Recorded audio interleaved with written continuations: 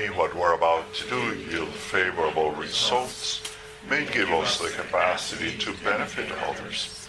May it help us overcome ignorance and limitation. May it clear away all obstacles on the path. May it lead us to the union of wisdom and compassion. Om Ahum Soha.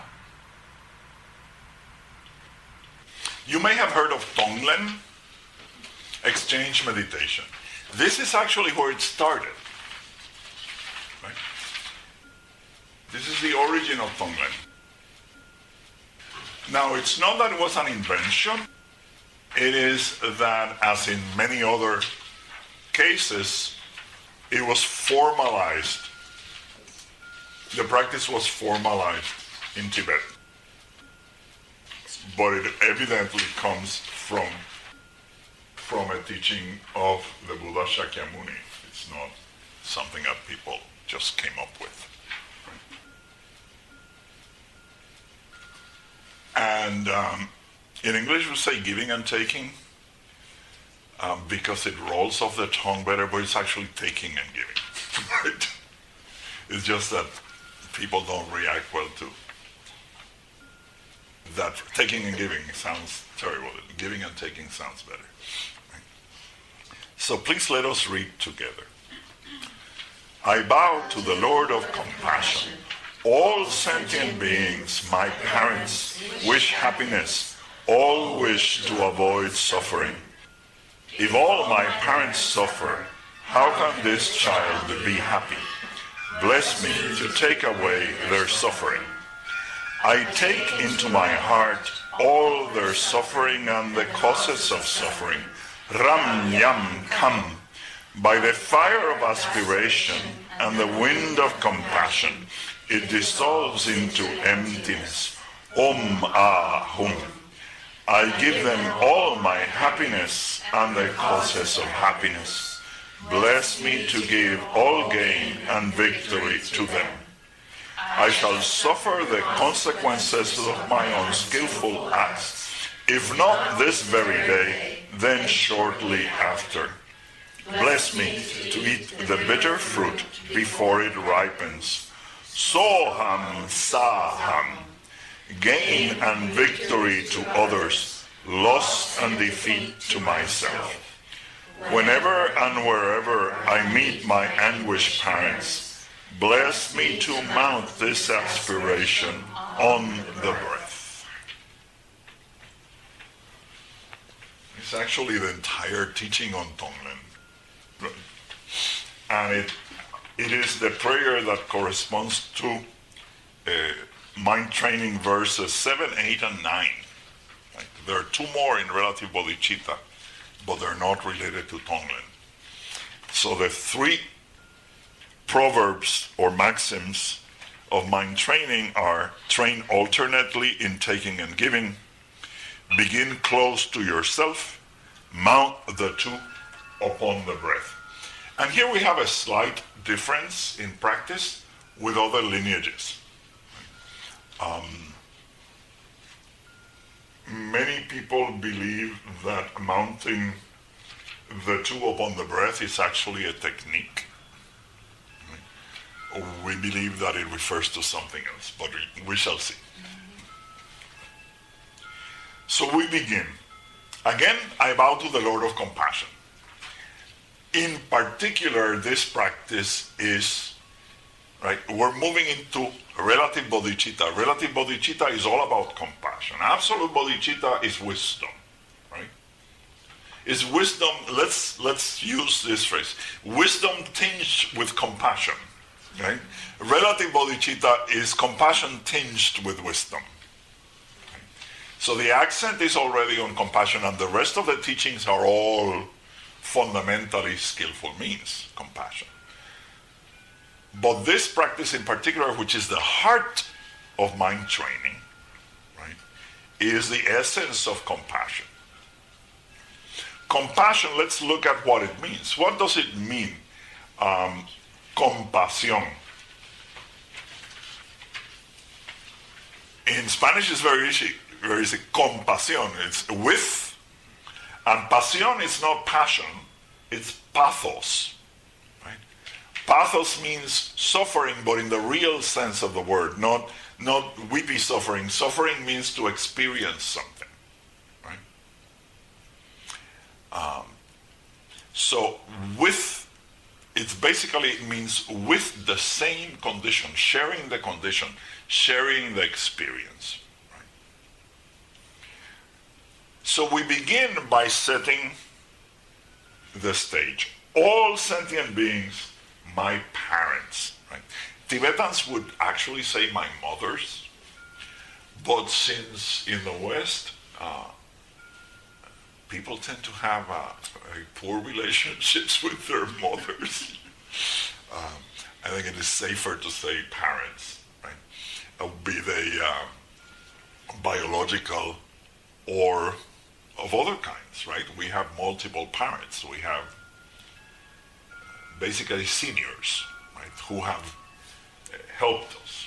Right? But this is no empty claim.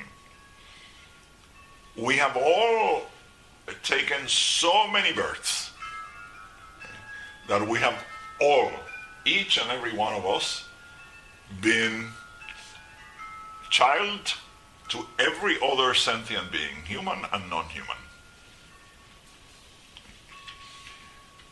We've had that relationship with every single sentient being. Actually, not only mother, but father, brother, child, you name it, we've had them all. Every single sentient being. Now, having established that, we are related extremely closely, right? As closely as you are with the closest person in your life right now. Think of whoever it is that is closest to you right now. You have that same relationship with every other sentient being. That's kind of scary, right? So you have been the mother and you have been the child of Adolf Hitler. You have been the mother and you have been the child of Stalin, of Attila the Hun, of Genghis Khan, of,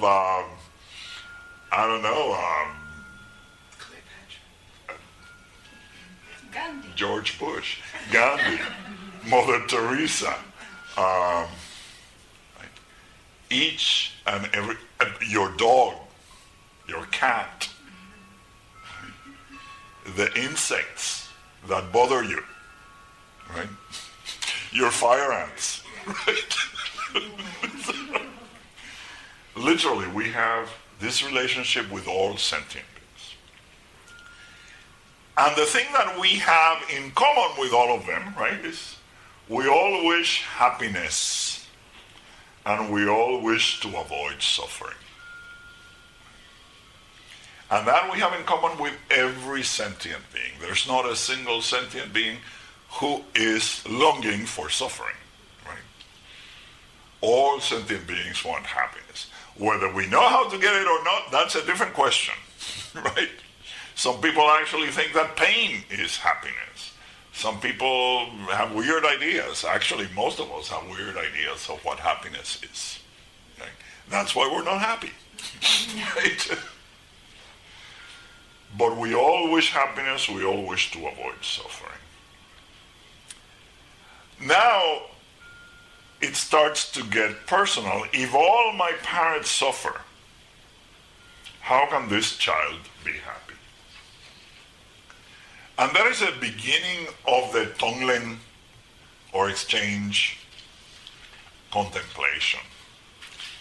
And in many lineages, it is made in a formal way. Of course, Tibetans have an incredibly deep relationship with their mothers. In fact, the name they chose for their spiritual teachers, Lama, means great mother. So it's an extremely, extremely mother-centered culture. And how they start this process is to think of their mother suffering And then to consider, can I be happy if my mother is suffering? Of course, in the West, if you were to say that, a lot of people would cheer. Yeah, give her some pain. I hope no one among us here, but there's plenty of people who would really not look with disgust at the prospect of their mother suffering. But we have to understand this in the Tibetan context, because this is where this was originally placed. But it doesn't have to be, your mother, but the person for whom you feel the greatest love. In many cases in the West, we actually have greater love for our children than for our parents. Don't we? Right. So think about it. If the person or persons you love most were suffering, would you be happy? It's very difficult, right? To be happy when the person you love most is suffering. So that is the basis, right? The conceptual basis, if you want, but it's conceptual and it's emotional basis of Tonglen. If the people I love the most are suffering, how can I be happy? And of course, we already established all beings are that person, or they have been that person. Those tend to be more comfortable. Yes. So, then the prayer begins. Bless me to take away their suffering. Which is also the first of the 4 immeasurable thoughts, right? Compassion. Right? The desire to reduce the suffering of others. Right? So that is how this prayer begins. It continues then. This second stanza is actually the practice itself. Right? And that's why it's taking and giving. So, knowing that this person that I love the most, the ultimate object of my affection, is suffering, right? Wouldn't we do this? I mean, if you have the opportunity to think about it, I don't know who it is that you love most in the world, but this person is suffering, right? Right in front of you. Would you not, if you could, take their suffering?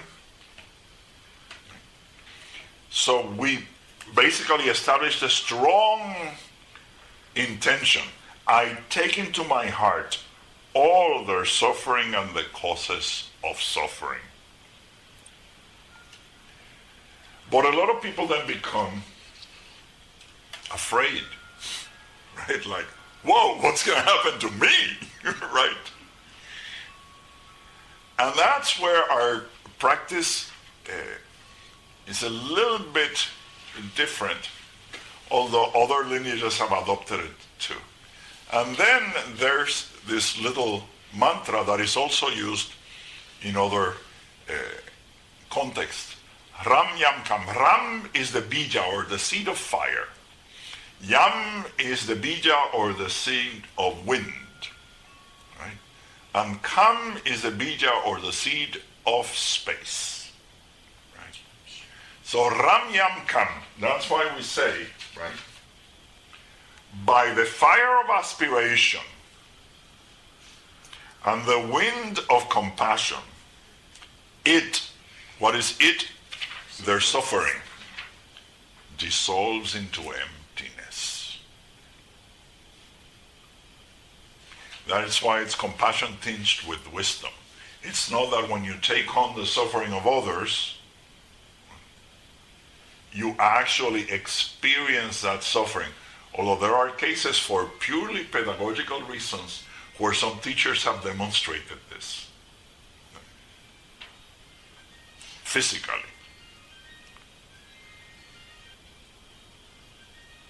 So what really happens is when you actually, by the fire of your aspiration, right, when you bring this suffering into your heart, right, it is moved By the wind of compassion, remember when you exercise compassion, because there is no difference between you and the other, it is also compassion for yourself. In fact, it's the only time when you're really compassionate is when you're compassionate for others. You're actually demonstrating compassion for yourself. It's a part of yourself. It's like, could you go around like slashing your arms and saying, but I'm being compassionate to myself because I'm not slashing my neck. Right? If you're slashing your arms, you're suffering. So when you're compassionate with your arms, with all your limbs, you're compassionate with yourself. Right?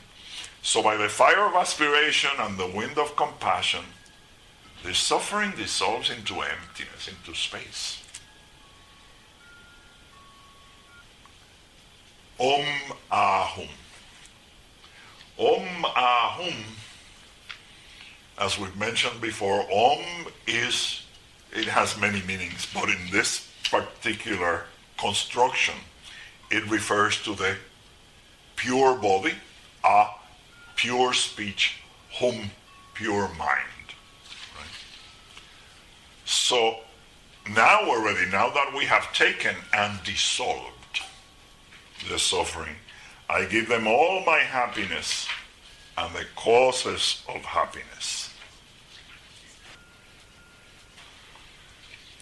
So we continue our prayer. Remember, our prayer is always to the Lord of Compassion, the aspect of our own Buddha essence that is extremely skillful.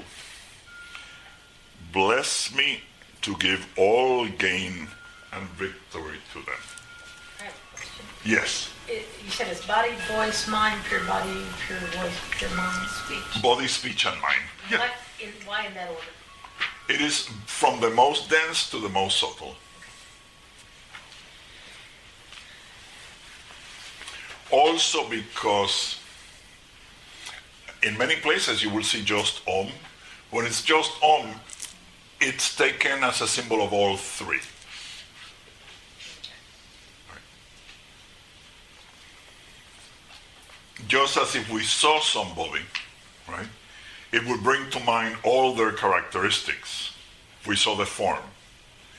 If we heard the voice, we may not actually remember what they look like. Right? Or if we read one of their thoughts, we may not even know who it is. So Om, the form, is for us.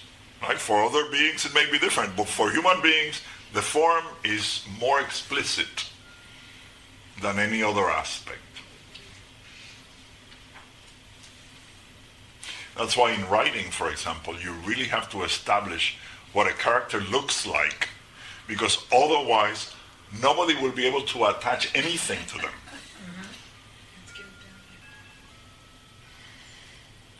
So bless me to give all gain and victory to them. What does this mean? Gain and victory is a trope, right? A form of speech that means everything good. Right? Mm-hmm. Everything that is good. It does not mean that you're going to become destitute. In fact, the beginning of this thought is that you have everything to give, because how could you give all gain and victory if you didn't have it?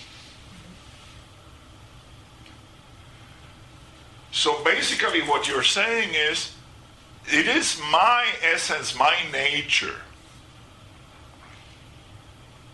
to be fully enlightened. And fully enlightened means capable of liberating others. So gain and victory gain stands for liberation from suffering. Victory stands for full enlightenment. Remember that the Buddhas are very often called the victors. So gain and victory means liberation from suffering, and enlightenment, the capacity to liberate others. So bless me to give all gain and victory to them. In other words, bless me to attain full Buddhahood for the benefit of others.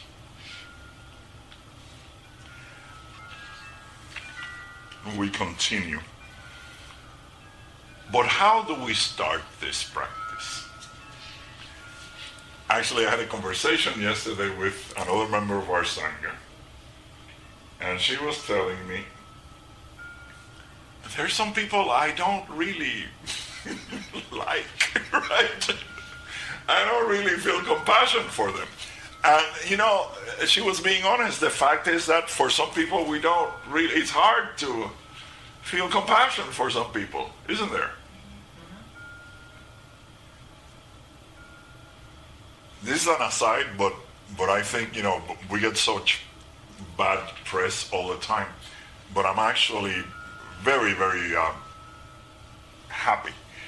There was a case in Puerto Rico of a man who went into a nightclub and killed 22 people.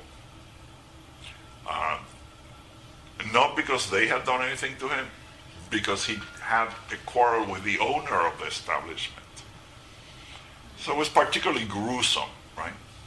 And he was caught, and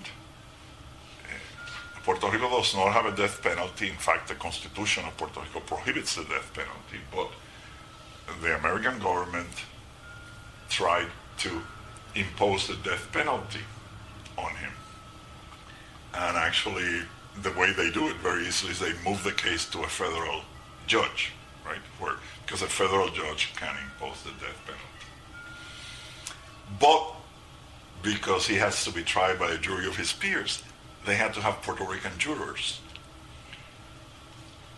And this just happened last night, they said, no. He may be a monster, but we're not monsters. He may be a murderer, but we're not.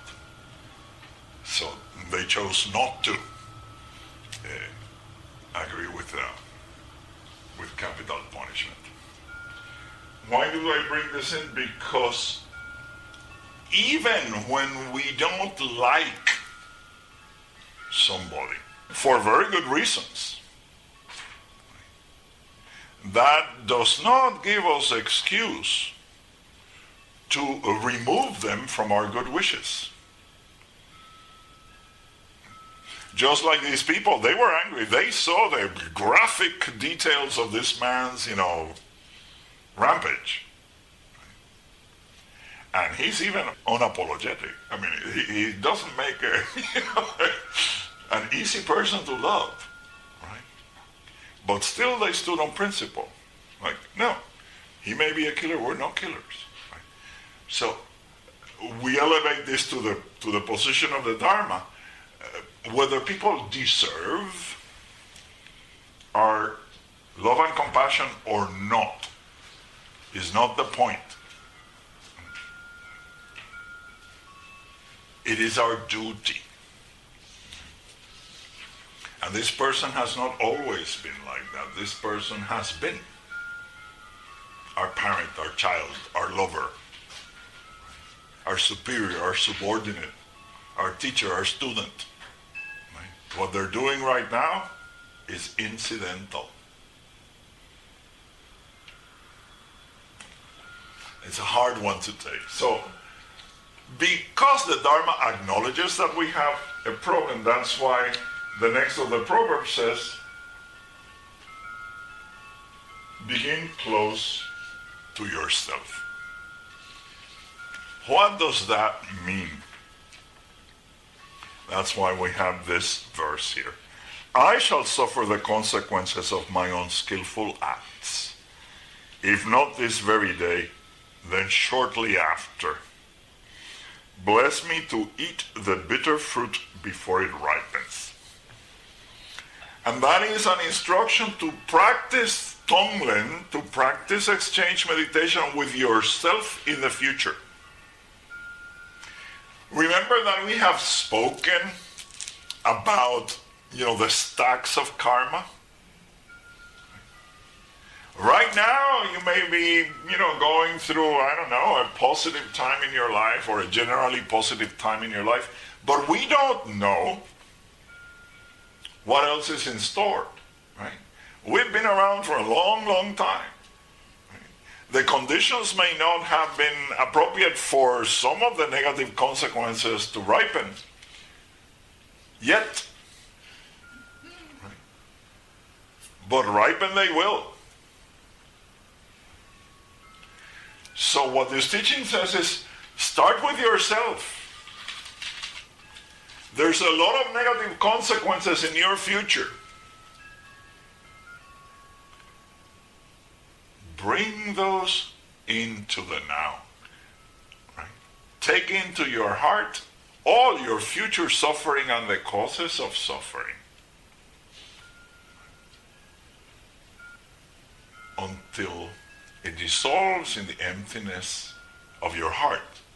Remember, the heart and the mind are synonymous. And give yourself what? Liberation and enlightenment. You have it? I was just thinking now, the training is like, it's the essence of the whole practice. Yes, yes. And then this is the essence of the training. Yes. When I did this, it was really rough. Yes, it can be brutal. I mean, you get through this with some people. Yes. You go, you see how it works. Yes. But the teaching here is start close. Right? And there's nothing closer than yourself. Your own continuum. Right? Start with yourself. You may not know, right, what's ahead, but you have a pretty good idea.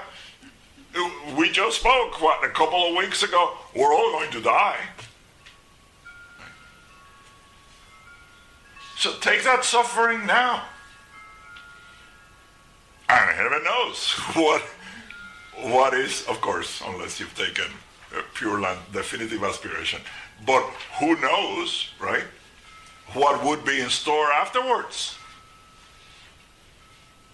So we bring all that suffering and the causes of suffering into our heart.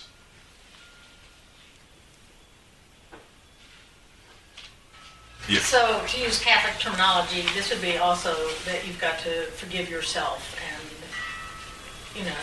accept negative stuff you've done in the responsibility. past, not just negative stuff you're going to do in the future. So like look at All of the it, whole bundle and bring it in. It's more about accepting responsibility. Okay. And saying, if it's going to happen now, let's, it's like rip off the bandage now. Don't keep pulling it, because it's just going to last longer. Take it now. And if you take it now, you purify it. Invite it now. It is an act of full responsibility. That's what it is.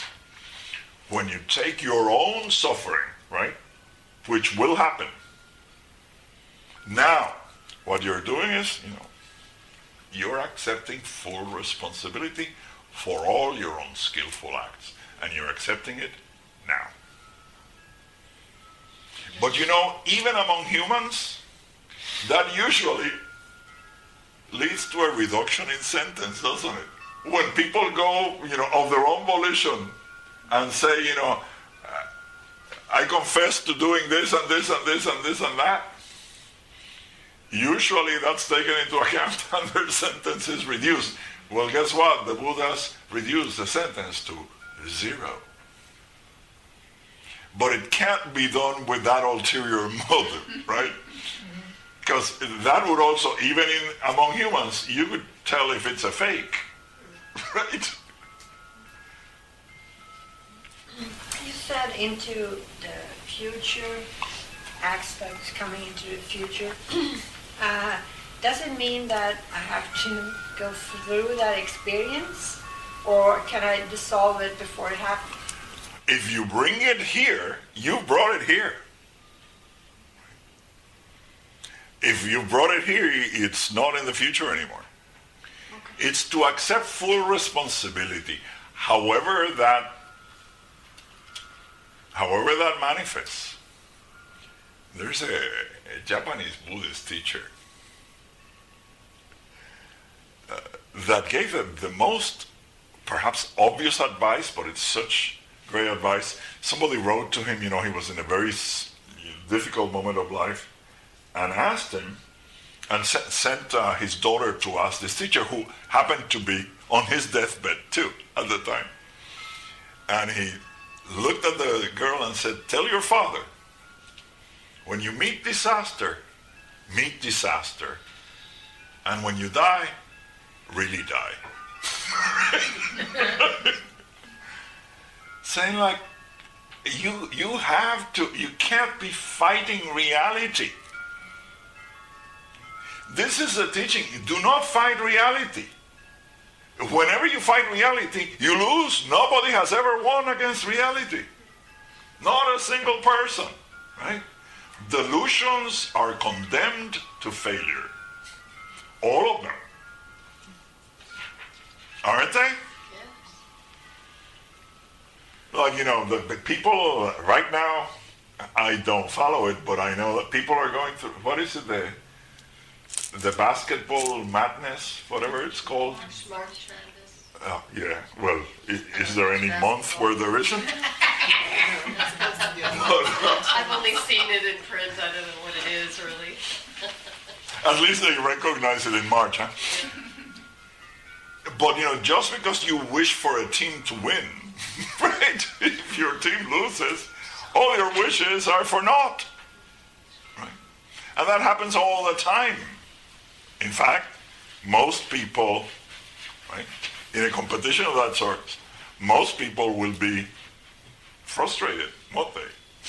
I mean, by the nature of competition, like only one team will win. So everybody else is going to lose. But what would be the object of saying, no, we won? It wasn't really explicit in the in the final punctuation, but no, we actually won.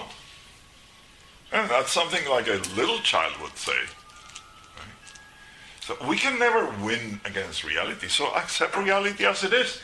And part of reality as it is that we act unskillfully and will continue to act unskillfully many times.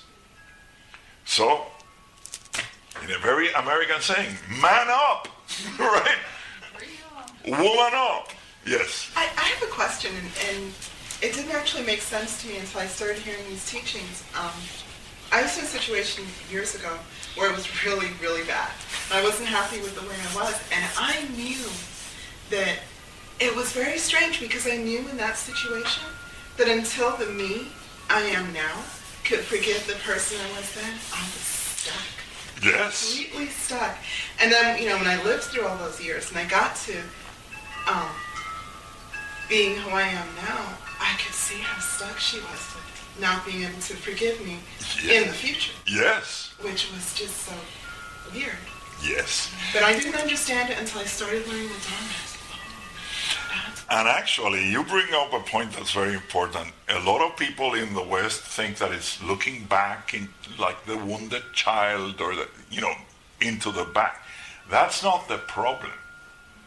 That's already past. It's what you bring into your future. It's what you have now. The past does not exist. We're fooled by, it's because of what happened in the past. No, it's because of what you're carrying now. Which is not even a true memory.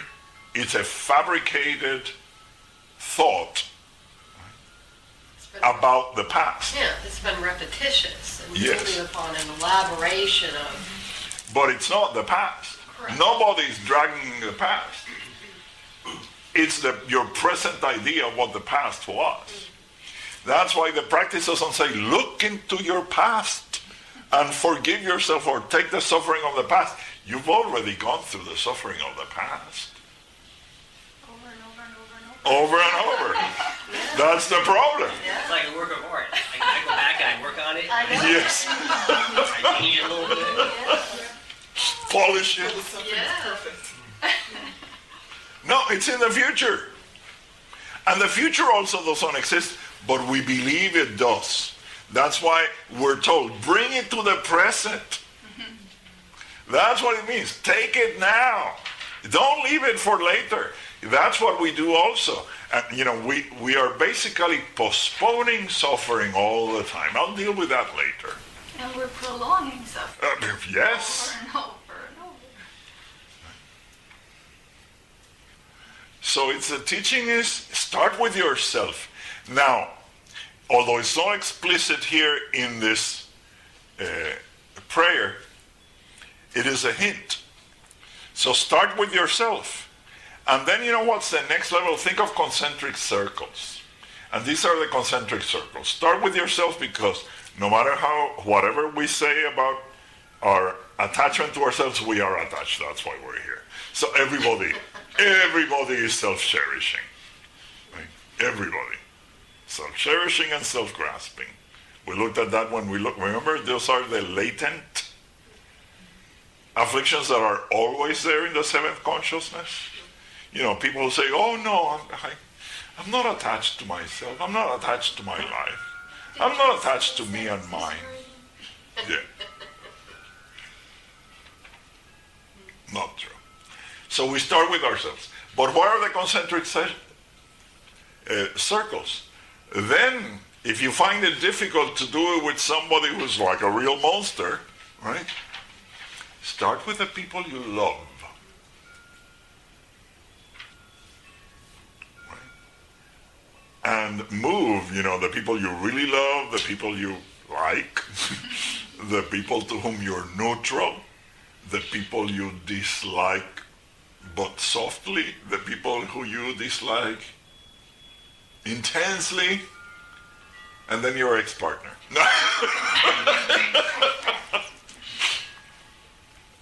You're saying you spent a long time there, huh? Well, a lot of people have great animosity in those areas. Right? But for different people it varies. I guess for a large number of people in this country it would be maybe the president. Right? But don't try, as in everything else the Dharma tells you, be prudent. Don't try to do something else beyond your capacity. Because what you'll end up doing is, if you start this process with somebody you absolutely hate, guess what's going to happen? You're going to remember all the reasons why you hate that person. The torturing goes on.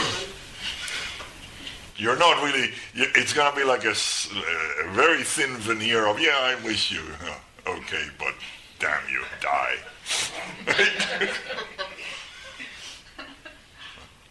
So start with yourself and then expand concentrically. It's much easier, to take on the suffering and give the happiness to people you love. Right?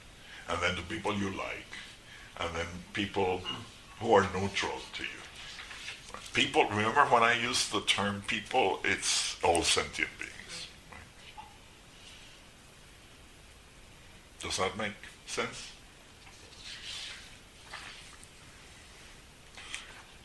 And then the next verse is the Jonang version of mount the two upon the breath. A lot of people then literally make this, and it can be. It's not that it's wrong. Yes, there are practices of tonglen, of exchange meditation, where you actually repeat to yourself as you inhale, right? I take into my heart all your suffering and the causes of suffering. You hold. Ram Yam Kam, right? Dissolving. Exhale, right? I give you all my happiness and the causes of happiness. Om Ahom. And there's nothing wrong with that. As a practice, it is very good. In fact, that's why we include the mantras here. Right? Because it's a way, remember, not right now, but after you've read this prayer a few times, then it will have meaning for you. Before, using mantras without knowing their meaning It's like Pepsi Cola, Coca-Cola. Means nothing. I'm gonna play with that one. I would have to do it the other way because I don't like Coca-Cola, so I would have to take Coca-Cola and give Pepsi Cola. Oh boy. So how do we understand that? It's not that the technique is wrong. It's that the instruction, that's not the instruction. That's already inherent in the first instruction. That's how we do tonglen. It would be redundant to have included another proverb about the same thing. So we understand that this means soham saham. Soham is Sanskrit, right? Whenever you see an apostrophe, is that something is missing, right? So it's so aham. So means he. Aham means I. Sa means her. Aham means I. Soham, saham means he, I am, she, I am, which should cover everybody. Gain and victory to others, loss and defeat to myself.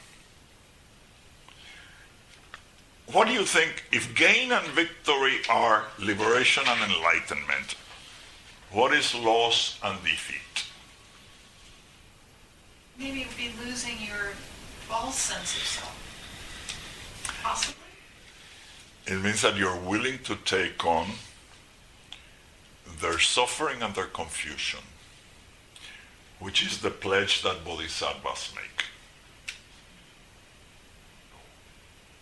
Not to enter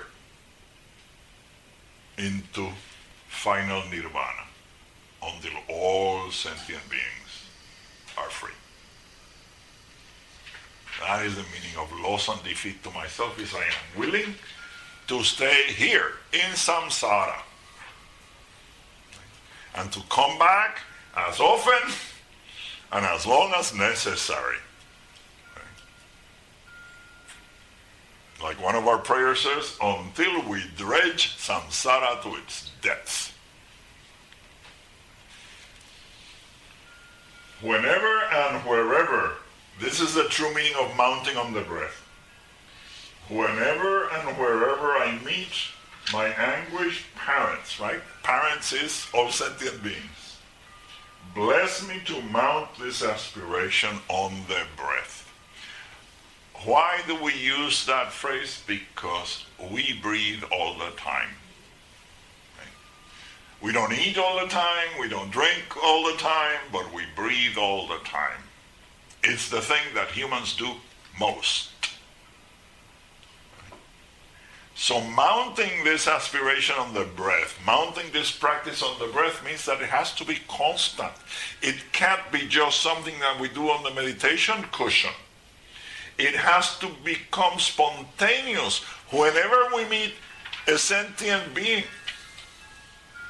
That's what mounting it on the breath means. It has to be constant. It can't be just a separate practice that we do in front of our little shrine. Like in English we say, came as natural as breathing. Yes, exactly. That's the purpose. That's the instruction. Mount it on the breath. If you mount it on the breath, then you are a bodhisattva.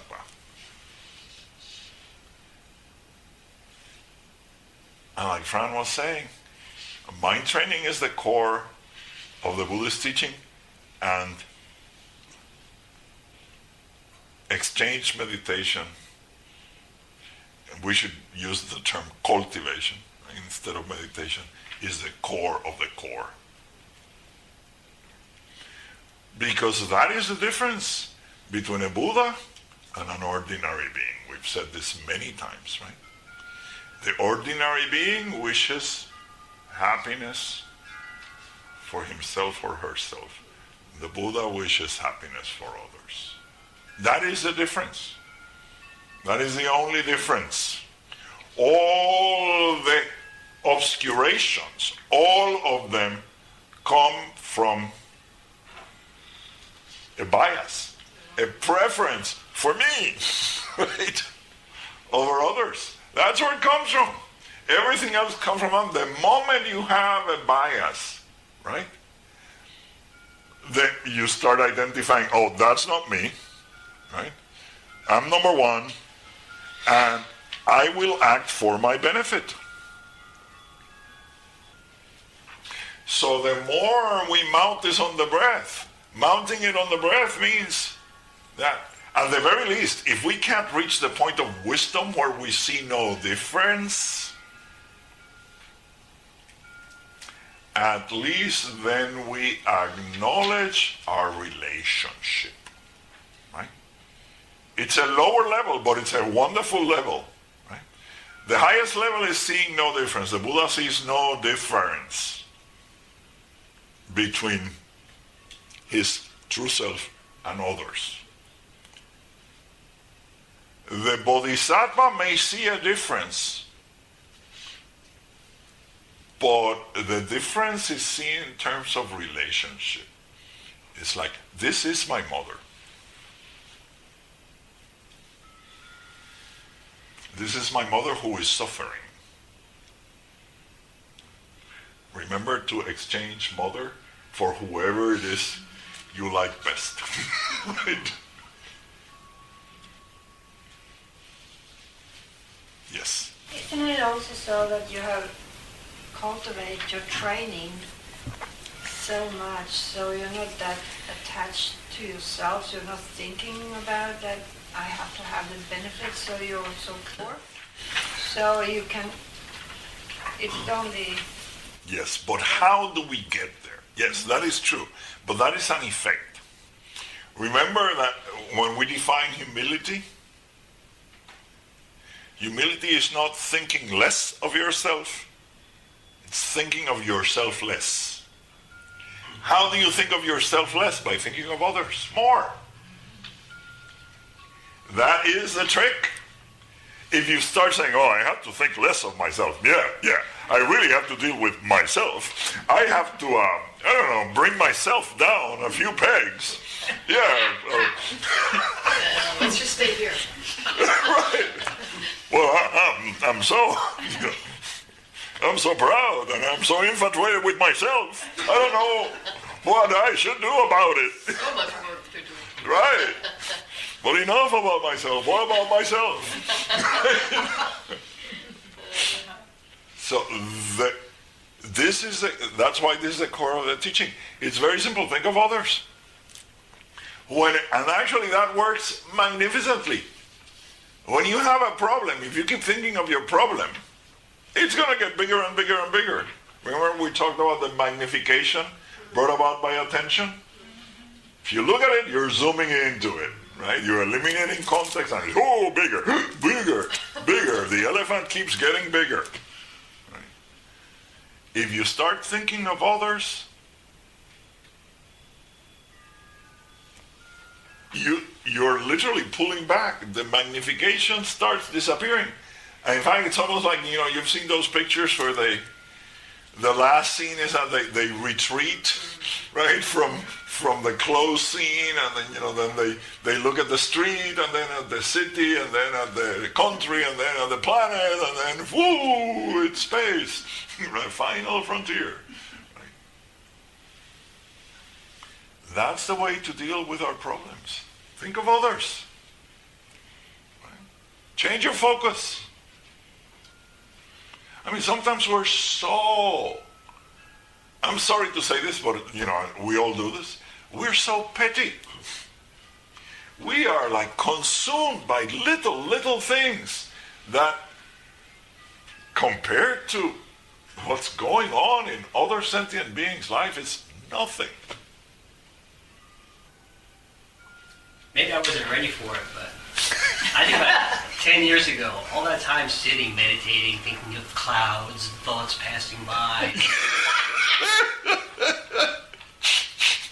And this is it. Yes. And maybe, like I said, maybe that was like feeding steak to a baby. I couldn't have took it 10 years ago. I don't know. But it is very scary for some people. This destroys ego. Yes. Yes.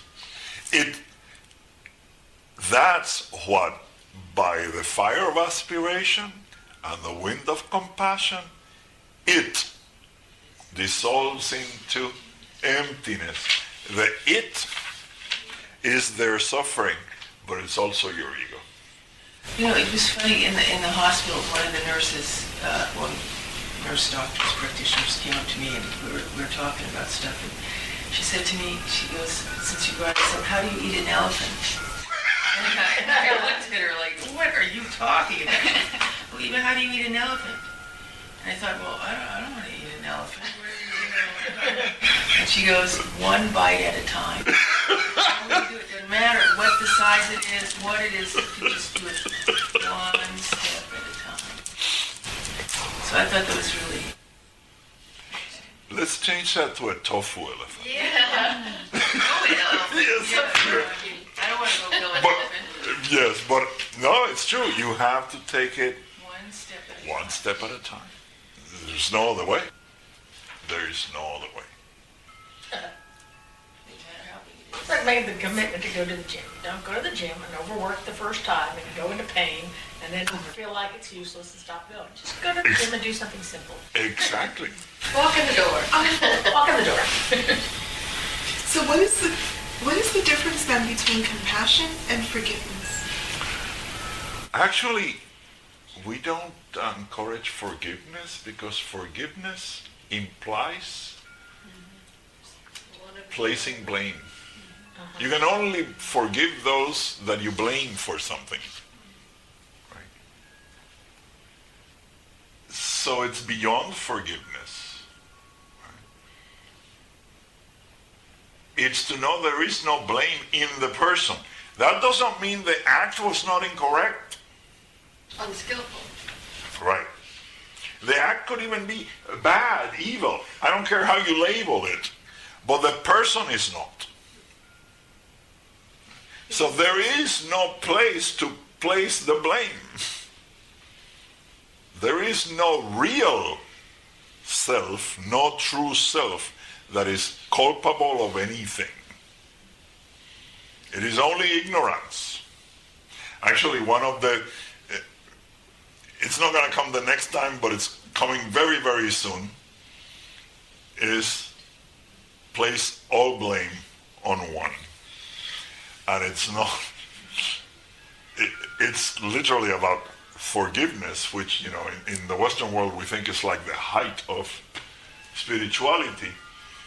And no, it's literally we're assigning blame. When we forgive people, we're telling them, you're guilty, but I am so good that I forgive you. I have judged you. Yes, I have judged you. I have found you guilty as sin. But I am so big, right, that I will now grant you absolution.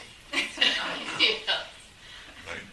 Now, believe me, forgiveness, I'm not saying it's bad, it's better than resentment. It is much better than resentment, right?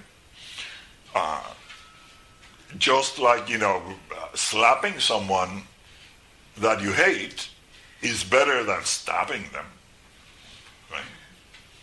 And it's still not releasing anything into emptiness. Right. So, compassion is beyond forgiveness.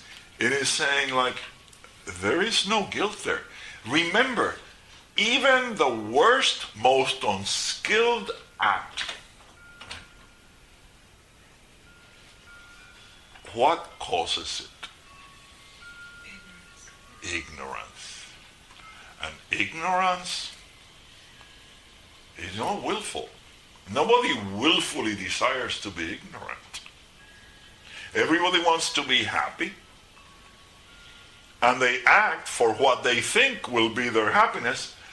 But most of us are wrong all the time. So they're pursuing what they think is their happiness. They're not doing it to hurt you. Even if they think they're doing something to hurt you, they're only thinking that because they think it's going to make them happy. Your hurt doesn't really matter to them. And the same is the positive side, I'm doing this because I love you. Most people who say that do that because that's what they think will make them happy. That's why they're usually so attached to the people they claim to love, and they don't want to let them be what they want to be. No, I love you and you must be the way I want you to be. Because that's how I love you. I don't love you when you're not the way I demand that you are. Don't you dare let me down. Yes. So it is the fundamental teaching. The whole teaching is here. And the whole practice. Now, just knowing it is not good, right? Like now you can go home and never have to worry about it anymore. Well, it takes practice. Right? That's why we understand that this is this is one of the ones that they conflate. That we have 63 proverbs and some groups have 57 and some people have 59, and this is one of the ones that they just think is part of another one. No, to us it means live your whole life. As long as you are breathing, this is the practice. Is this the symbol for it? This symbol? Is that the symbol for it? Oh, the symbol that's up here? Yes. That is the symbol of body, speech, and mind. I just like it because it's very... Dr. Seuss drawings. Dr. Seuss. So Tashi, we have to have this on our grapple. I mean, Yes. shouldn't it begin for us as students, as people listening, hearing this, as a formal practice in some way? I mean, And the formal practice is here. set aside. I mean, But our formal practice begins by recitation. Right? Unless we have the karmic formation to do this, even if we took it on as a practice for a few days, it would not happen. First, right, we take the prayer, right, and we let that seep in, right, and then we can actually do this as a formal practice. And so that the formal practice, when you're practicing with an individual, right, individuals have gender. So if it's a male, soham. If it's a female, saham. Because the first step is to establish identity.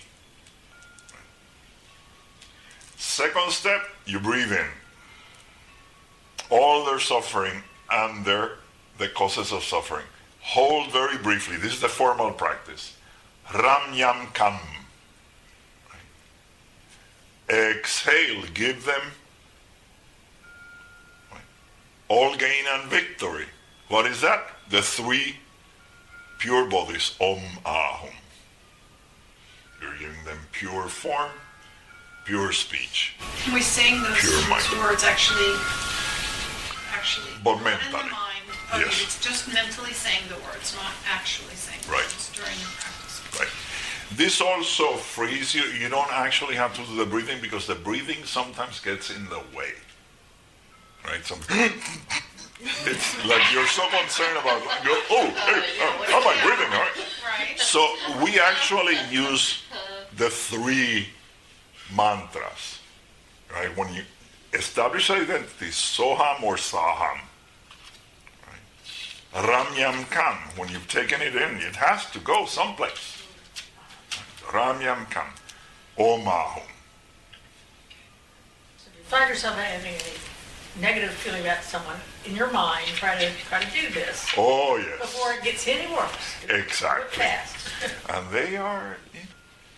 they're suffering. That's why if anyone is behaving unskillfully, it's because they are suffering. In fact, it's the proof of their suffering. Isn't it in your case? When you're behaving unskillfully, isn't it proof that you're suffering? Honestly. That's what, that's why once you get to hear the Dharma and practice the Dharma, you start saying like, wow, how deluded I was. Because, right? Here I am, I'm judging others for doing exactly the same thing that I'm doing. And the only difference is I am self-righteous about what I do and I am judgmental about what they do. And placing a lot of my time and attention and energy on them and that instead of Exactly. being at peace. Yes. Busy. Okay, what is it, the third stanza? I shall suffer the consequences, and then bless me to eat the bitter fruit before it ripens. So, does this mean, like, I hate Mondays? Okay, I do, I hate Mondays. I'm just gonna say that, I hate Mondays. So, invariably, what happens on Sundays is I do all the stuff I want to do, then like 6, 7 o'clock, I have to start getting ready to go to sleep, and all the stuff I haven't done, I now have to do. Oh boy.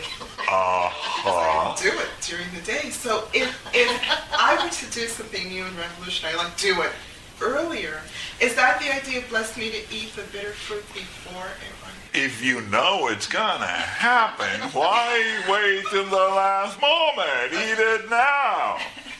It's gonna be bitter, whether it's later or sooner. And actually, this is, do you know persimmon? Yes. You know that sweet persimmon only grows in warm climates and bitter persimmon in colder climates. But the Japanese, who are very skillful, have figured out a way. They actually pick the bitterest persimmon, they skin it, and they expose it to the cold. And it becomes the sweetest persimmon of all. And they did it by taking the bitter fruit. They did it by accident. Yes. But there's a great, Try that. the great Buddhist poet who wrote, and of course he was meaning the Dharma, but he used this image because in Japan, everybody, well, probably not new, manga followers, but everybody at that time knew. And he wrote, oh, how sweet the bitter persimmon. How sweet, right? But if you take it now, right? Take the bitter now. You know how sweet it is to not have to do things at the last moment? Honestly, even in the most prosaic terms, right? Taking it ahead of time is, I know that, if I were all packed, this next few days would be fantastic, right? I actually look at those, this is my sweet persimmon here, that the fact that all these books are packed, right? But my bitter persimmon is still around, right? Not to mention closets. As we do it at the gross level, like that, is that when we're forming the karmic formation, and then it goes to the subtle, more subtle, and more subtle, and more subtle body? Yes.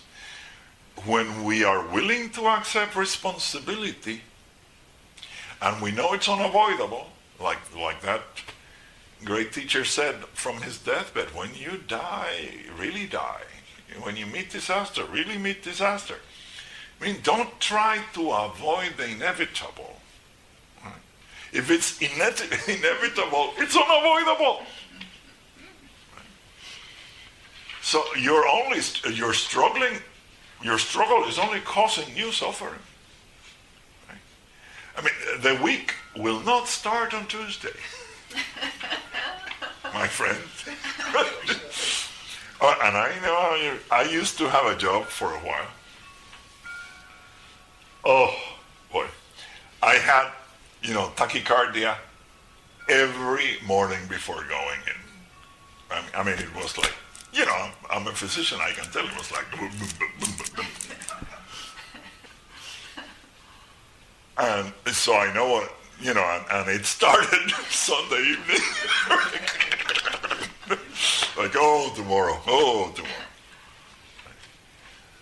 So I know what you mean, but, if it's unavoidable, it's unavoidable. Better deal with it. It's like, sometimes children, they have to do something. But no, can I do it later? Well, there will come a moment when later is not possible. So if that moment is coming anyway, take it now. The resistance most people have to meditation, and now not talking about cultivation in general, meditation specifically, meditation is very similar to death. Can you? Well, in meditation, what do? We center and align the body, the breath, and the mind. That is also say we are withdrawing our attention, right? Once it's centered and aligned, it's so that we can withdraw our attention. We withdraw our attention from the body, we withdraw our attention from the breath, and eventually we withdraw our attention from the contents of the mind. And a lot of people, I hear this all the time from people that I mentor, that very often when they finally enter a deep meditative state, fear brings them out. It's extinction. It's like, where's this going? Right? Yeah. Right? Because we're so identified with the body, the breath, which is, the same as the emotions, and the mind, the thoughts, the content of the mind, that when we, become a little bit detached from them, we become very fearful. Very fearful. So, meditation is practice. And it shows us, the beauty of meditation is it shows us, once you meditate, even if you withdraw completely from the body, the breath and the mind, what happens when you get up? You have body, you have breath, and you have mind. And that's why people who meditate have less fear of death, because they're practicing every day. And they know that, yes, it's a little bit different.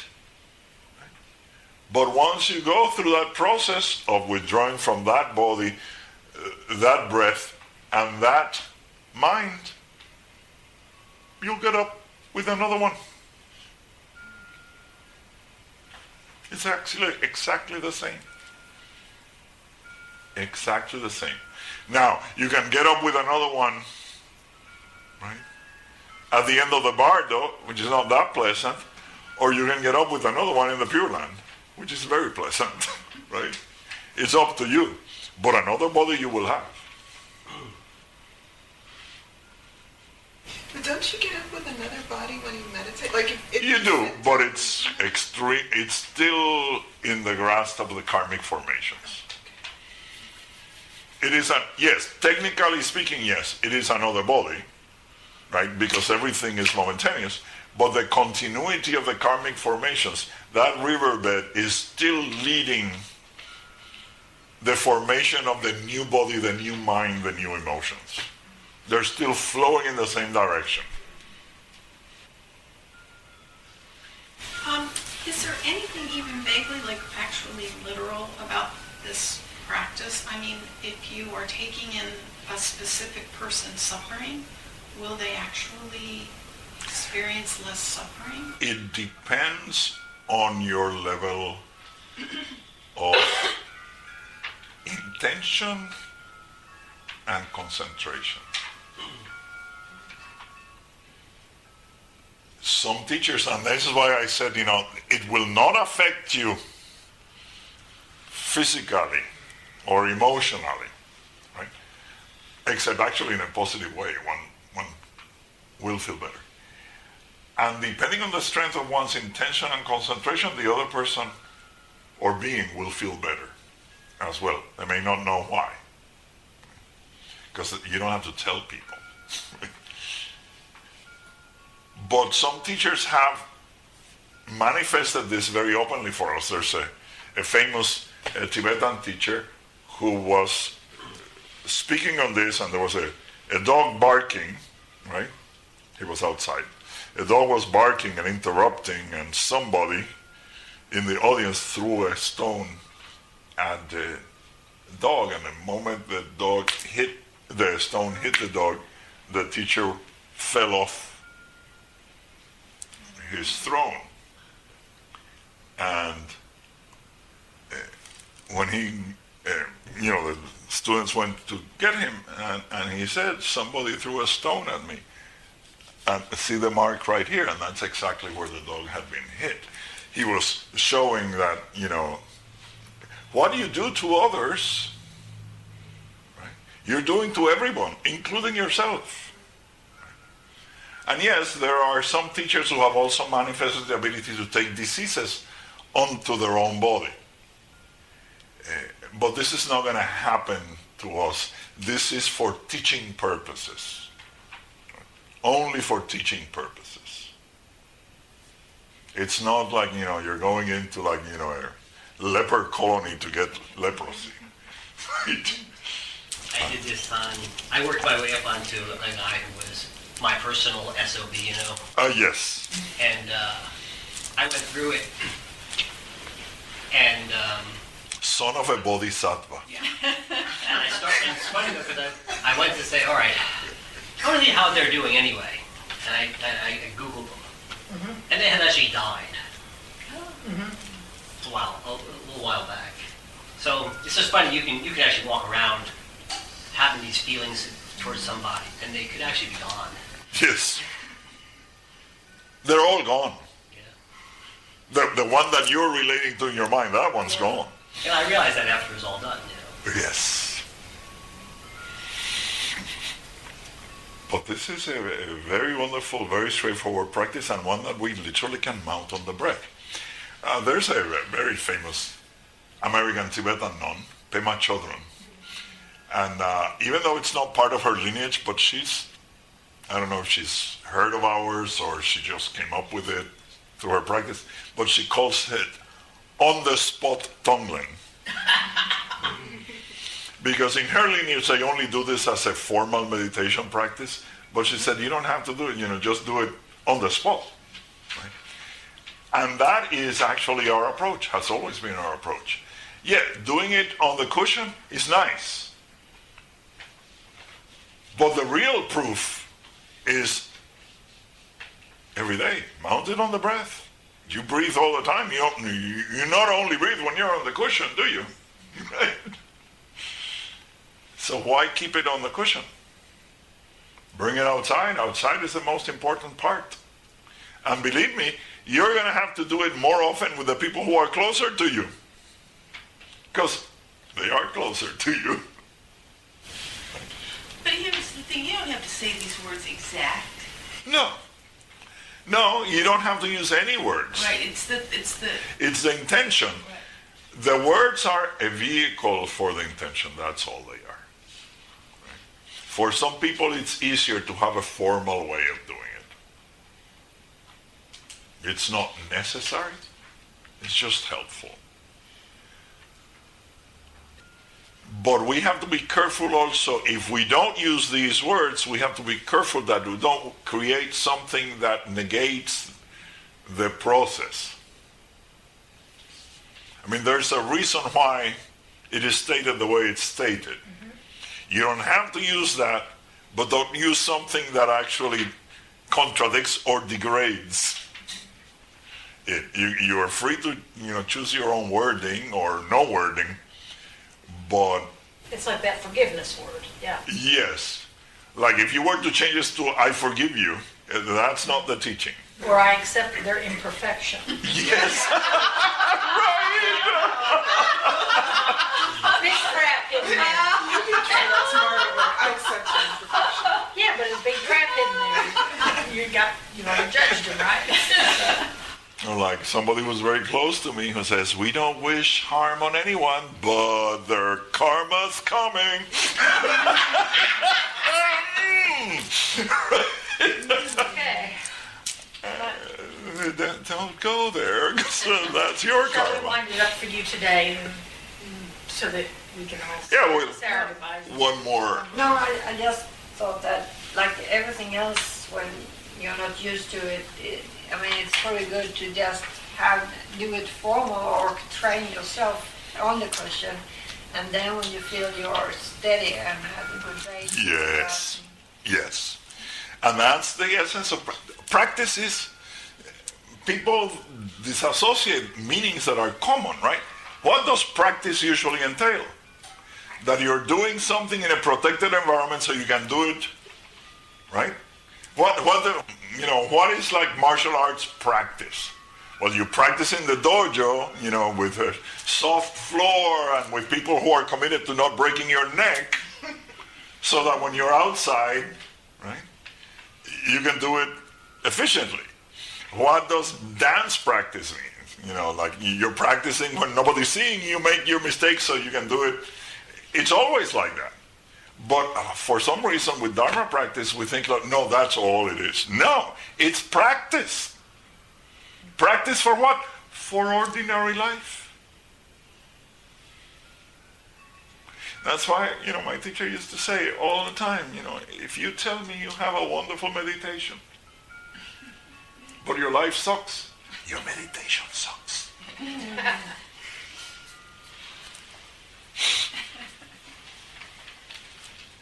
Not possible, right? You're being delusional.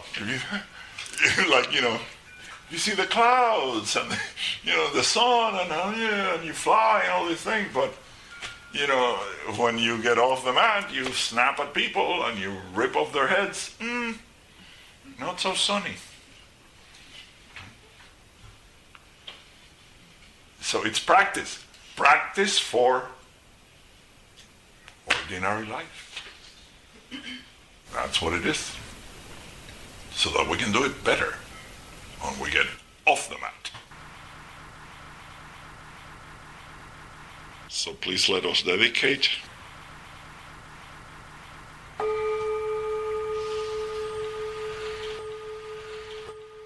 By the merit accrued through all our virtuous acts, may all be free from suffering and the causes of suffering.